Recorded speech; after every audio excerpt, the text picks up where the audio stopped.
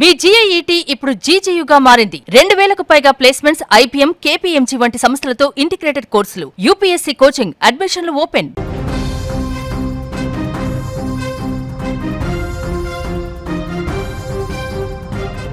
రక్షించాల్సిన కాకీలే భక్షకులుగా మారితే, చట్టాన్ని కాపాడాల్సిన చేతులే అమాయకుల ప్రాణాలను బలి తీసుకుంటే, ఆ వ్యవస్థకు ఇంతకంటే అవమానం మరొకటి ఉండదు. ఆంధ్రప్రదేశ్లో గత కొన్ని రోజులుగా సంచలనం సృష్టిస్తున్న సస్పెండెడ్ సర్కిల్ ఇన్స్పెక్టర్ నాగరాజు పాపాల పుట్ట ఒక్కొక్కటిగా పగులుతోంది.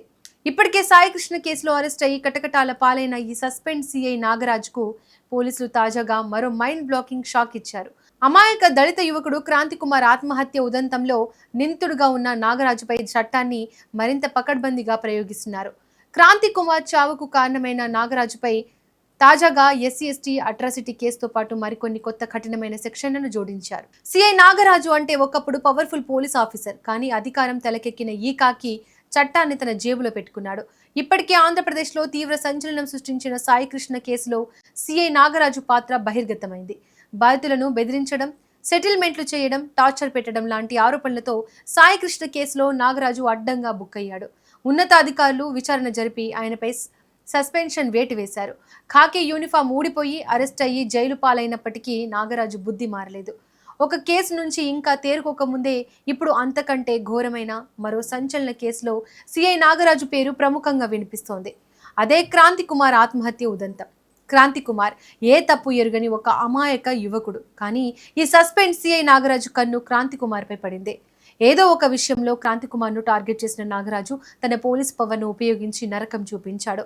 పోలీస్ స్టేషన్ పిలిపించి మానసికంగా, శారీరకంగా వేధించాడనే ఆరోపణలు ఉన్నాయి. నాగరాజు పెట్టిన టార్చర్, సమాజంలో జరిగిన అవమానాన్ని క్రాంతి కుమార్ తట్టుకోలేకపోయాడు. ఖాకీల అన్యాయానికి న్యాయం ఎక్కడ దొరుకుతుందో తెలియక చివరకు ప్రాణాలు తీసుకోవడమే ఏకైక మార్గమని భావించాడు. కానీ చనిపోయే ముందు క్రాంతి కుమార్ ఒక సంచలన నిర్ణయం తీసుకున్నాడు. తన చావుకు కారణమైన ఆ రాక్షసుడిని వదిలిపెట్టకూడదని గట్టిగా నిర్ణయించుకున్నాడు.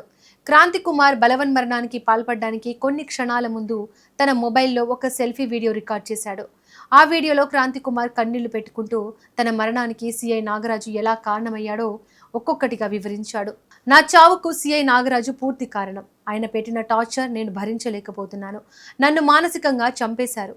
అందుకే నేను ఈ నిర్ణయం తీసుకుంటున్నాను అంటూ ఆ వీడియోలో క్రాంతి కుమార్ స్పష్టంగా పేర్కొన్నాడు.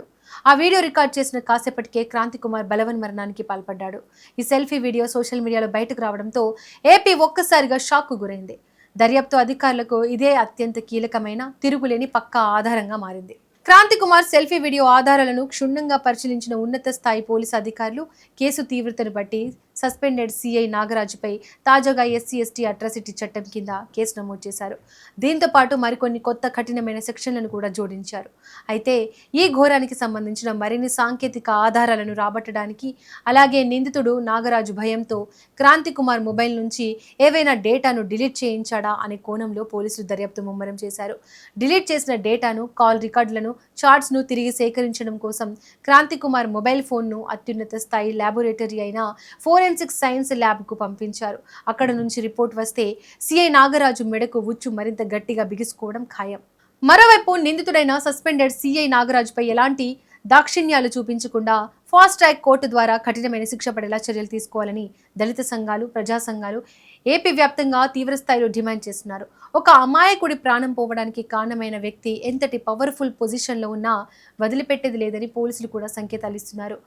ఇప్పటికే సాయికృష్ణ కేసులో చిక్కుకున్న నాగరాజు ఇప్పుడు క్రాంతి కుమార్ కేసులో ఎస్సీ/ఎస్టీ అట్రాసిటీ చట్టం కింద బుక్ కావడంతో అతని కెరీర్ దాదాపు ముగిసిపోయినట్లేనని పొలిటికల్ పోలీస్ వర్గాల్లో టాక్ నడుస్తోంది.